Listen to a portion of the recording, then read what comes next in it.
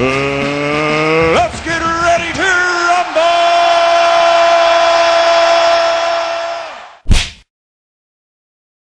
Going back to 8 traditional weight classes, 8 belts, the pros and cons. Here's the mailbag for this video. I didn't get as much comments as I wanted to, so here we go.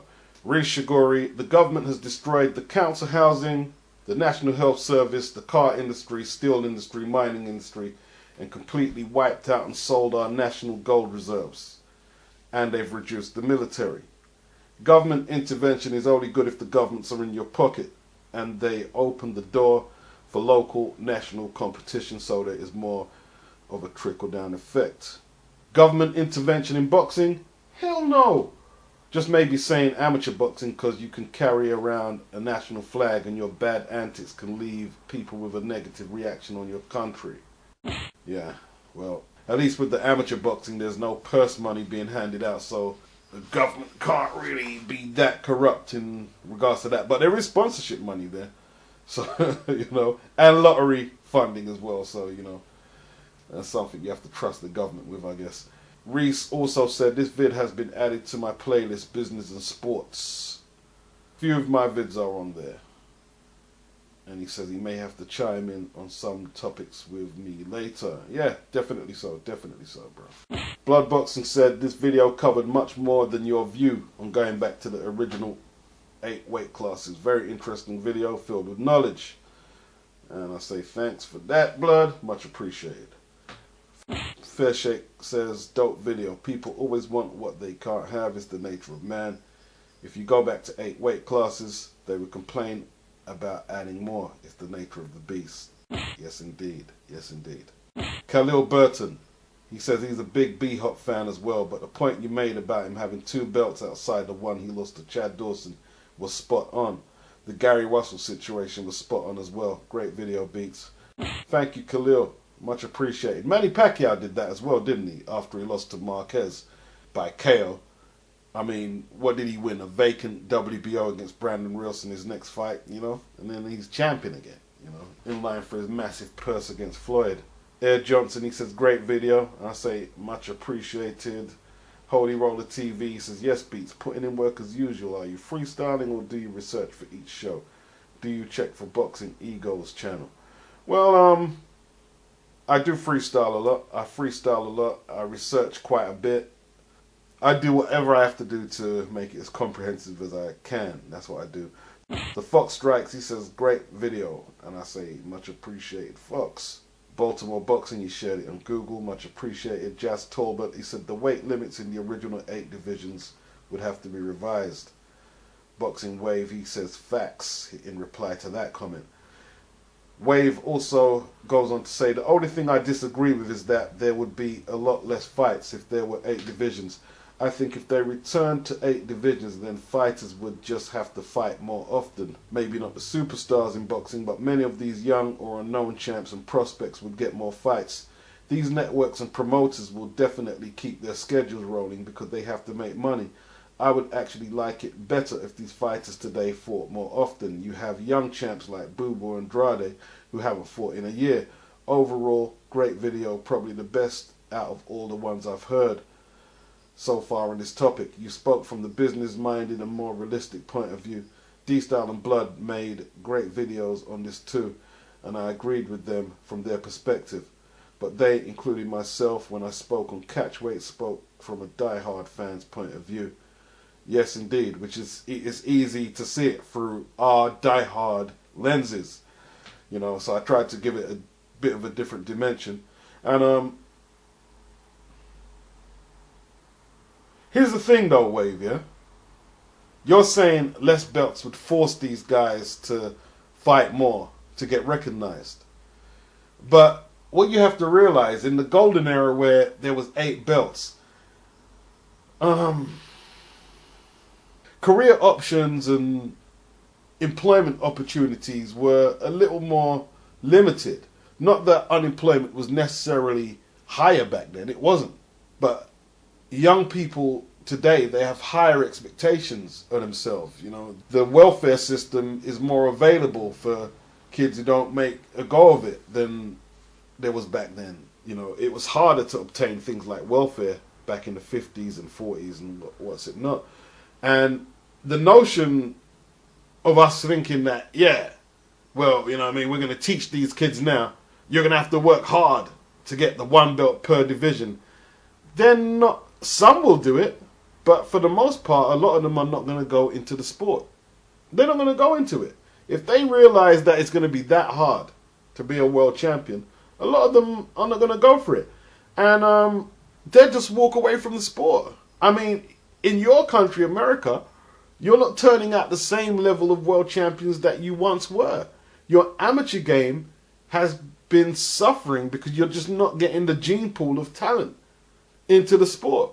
Because what you have to realize, the 40s and the 50s, and I'm talking from an African American demographic, like I said, job opportunities, the opportunity to advance in your chosen job and get promotion was limited, you know. More kids go to college, more African American kids today will be going to college than back in the 40s and the 50s. Trust me on that. Right?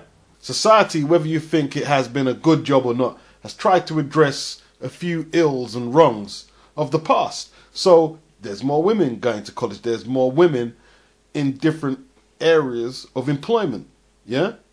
There's more blacks, males in different areas of employment. You know? Going up the corporate ladder, so to speak. They're not just going to go into the ring and fight if it's a draconian, Spartan-like existence for them. They're not going to do it. They're not going to do it. I think what we miss a lot is the golden era was brought about by necessity. Not that these guys necessarily wanted to go into the record books. Yeah?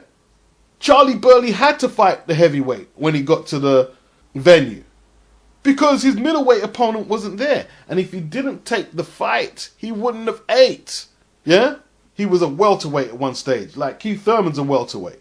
Now you think Keith Thurman is going to go to the venue and take on a light heavyweight if his opponent doesn't turn up? No, it's not going to happen. They're going to call off. They'll call the fight off. The fight will be called off. If all what is available is a light heavyweight for Keith Thurman to face, they're calling the fight off. He's not going in the ring with a light heavyweight. These were times of necessity when the 8 belts, 8 weight classes were about. These guys weren't conscious of record books because most of them wouldn't have had access to record books or video archives. It's only in hindsight we're seeing it now, the success and the fruits of their labors. We're seeing it and we're benefiting from it. They didn't really benefit from it. They wasn't really aware that they were going to get 1 million hits on YouTube for video and stuff. They weren't. They were just in the moment fighting. Yeah? Fighting. Think about it. It's unlikely that Sam Langford has ever seen a fight film of him fighting. But we've seen him. I bet you Sugar Ray Robinson never saw as much film of him fighting as we've seen of him. I bet you any money. So these guys weren't aware of what iconic status they would have today. They wasn't aware of it. Why do you think there's no film footage of Sugar Ray Robinson? Because they wasn't jotting it all down thinking it would mean so much years later. Like we're doing now. We're preserving everything now. There's basically no footage of him as a welterweight. Because they were probably thinking, well, yeah, I mean, it's just a fight, just a world championship, so what? There'll be other world champions. And then when they started realizing he's a special fighter, then everything's recorded. And then they started realizing we better record more stuff to put in the archives as time went on. Why would they keep the film footage them days? Hardly no one had a television, right? There's more people, no disrespect to them times, there's more literate people now who go and buy books than there is today. That was a middle class pursuit, getting books and stuff like that, right? You ain't got no VHS. You don't need it. Why are we storing film? Like, they stored a lot of film, but a lot of that film comes from projector slides and stuff like that. Like Jim Jacobs had the biggest collection. I don't know what's happened. I think Steve Lott might have a lot of that collection now. You know, the boxers weren't as focused. I'm telling you, man, them boxers back then weren't as focused on glory as much as we would like to think. They just wanted to put food on the table. Trust me on that. The TV era boomed in the 50s, for the most part. For the 50s, maybe the 40s. I haven't got the timeline or the dates to hand here. And then, obviously, more film would have been stored from then till the present day. One card in Wembley. One card in Wembley, London, England. I see people post up their thoughts about the card from London. From outside London. Look at that Igor T. the Warrior, Philippines. Thomas Santos. You guys across the pond. What you need is in the West Indies. Fox is in the West Indies. We're all on the same topic at one time. Discussing greatness, who's great. All the time we're doing it. This wasn't happening back then, you know? And no one could envision the internet back then. This wasn't happening. These kind of discussions, what we're having now, are unprecedented. Yeah? So this ATG argument is more relevant to us than it ever was to boxing fans back in the day. I'm not saying it wasn't relevant to them. It was in the barbershops. But we discuss it regular. And with a vast amount of people. How much people do we have on one hangout? On our hangouts, so me and EJ's hangouts. Man, at least 10 people to hang out or something like that. I mean, Boxing Voice, how much calls do they get? Talking about who's whack and who's fat. They get loads of calls. No disrespect to the old school, but you guys have way more knowledge of boxing than they do. And that's not being disrespectful, it's just the truth. You watch a whole lot more of it. You hear from a lot more coaches. You watch a lot more sparring and hear about the technical terms and how to execute certain moves and training drills. You know extensively more about the records and everything. If you miss a fight, you're pissed off. And you expect to catch it somehow. You expect to find some link to finding the fight. You expect to find it. At a click, you can be having a conversation about boxing on Skype, Facebook, Twitter, Google Hangout, at a click. Either audio or written conversation. Post up a blog, a video. Back then, man, like, you will see fighters used to alternate schedules between lightweight, welter and middle, light heavyweight and heavy regularly. Just back and forth, just to eat. Doesn't really happen no more. So, I understand what you're saying, you disagree, but if they return to 8 weight divisions, it's just going to make it harder for them. And if you make it harder for them, in this climate here, where there's other options, a lot of them are just going to bounce and walk away from the sport. That's what they're going to do. Because if you think a young prospect is going to... Okay, let's say the average prospect today, if he can go 25 to 30 fights unbeaten, he will get some kind of title shot. If you think today they're going to go to all 45-0 or wait 15 years for a title shot like Archie Moore, it's not going to happen, bro. It ain't going to happen. It's not going to happen. If you think they're going to go through the Philly circuit like Marvin Hagler did to serve their apprenticeship, right, and still not get a title shot, they're not going to do these things, man. They're not going to do it. You see, the changing and the shifting of times came about with Sugar Ray Leonard, right? Where he got a big signing on bonus to fight from the Olympics to pro. Then guys like Oscar De La Hoya later followed the blueprint. And them examples are far and few between. Not enough to make it a viable, lucrative career option, you know?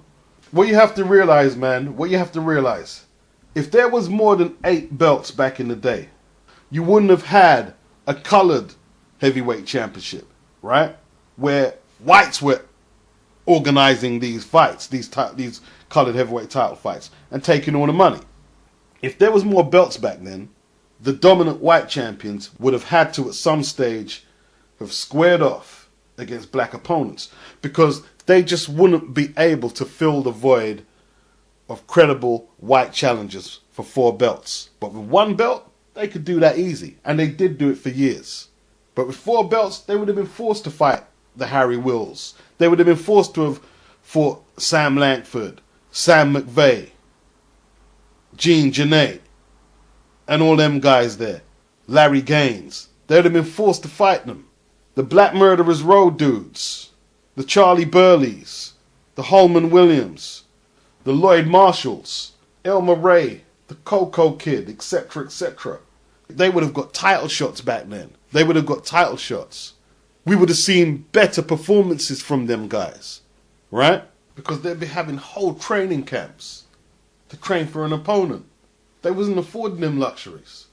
They would have more diverse records. You know, Ezra Charles and Archie Moore, Joey Maxim, Joe Walcott, Jimmy Bivens, Harold Johnson. They ended up fighting each other multiple times. Yeah? There just wasn't a diverse range of opponents for them to face. And it was just easier to organise fights between them and keep them locked away and out the loop for as long as they could do that. Forget world title belts for a minute.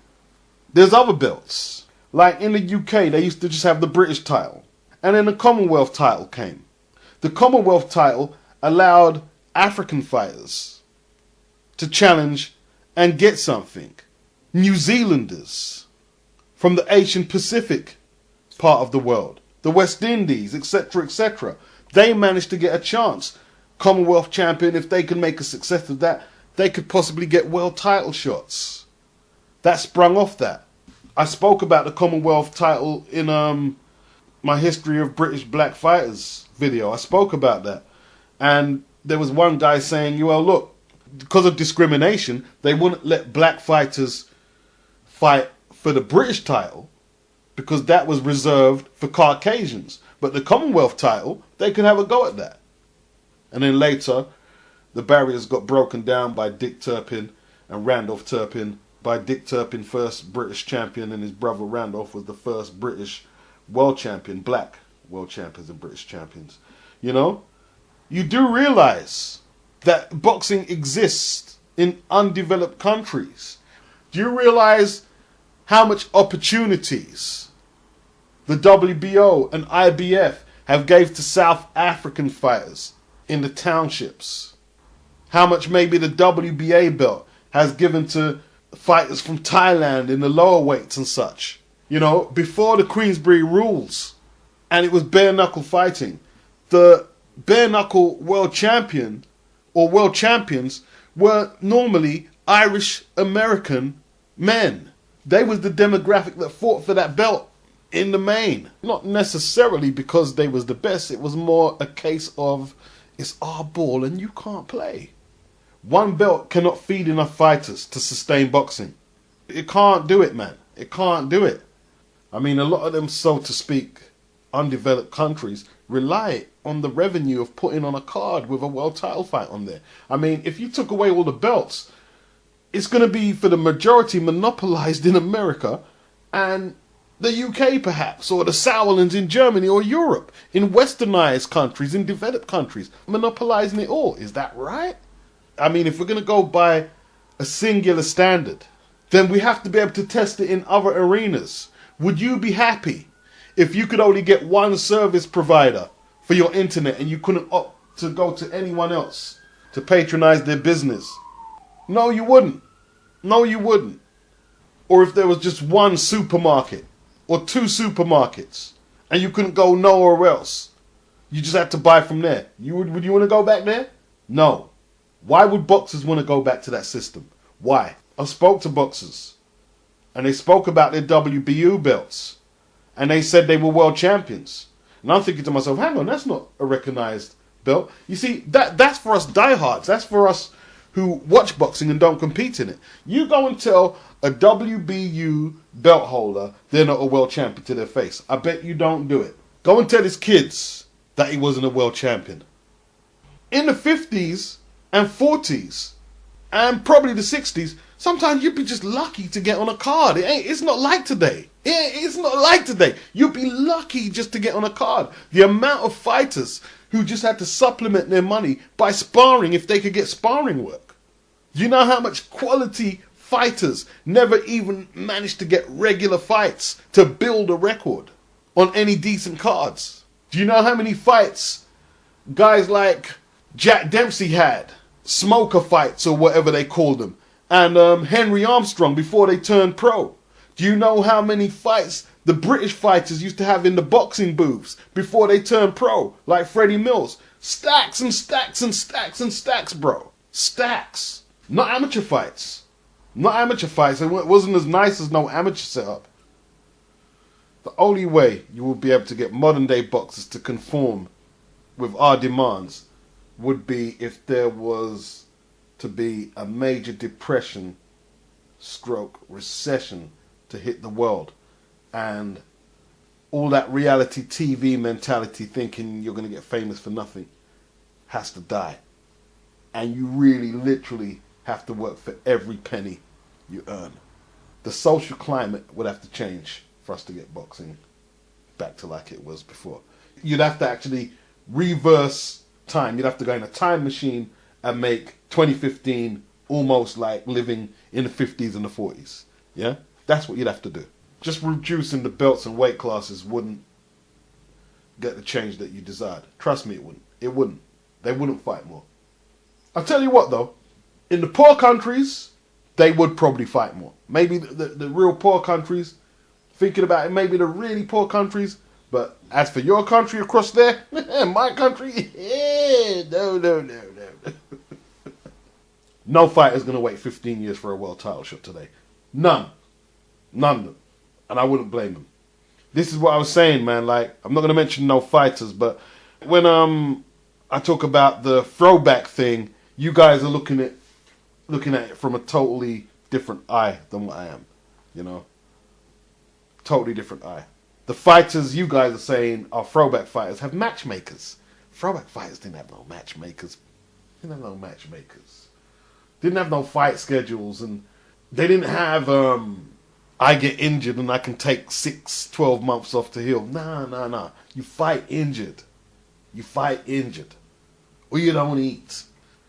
To me, that's throwback. A fighter who doesn't have no sponsors or anything. He's not only fighting in the ring, he's fighting his living conditions. That's throwback. Not a certain style that's pleasing to the crowd. Nah, that's just that's a preference.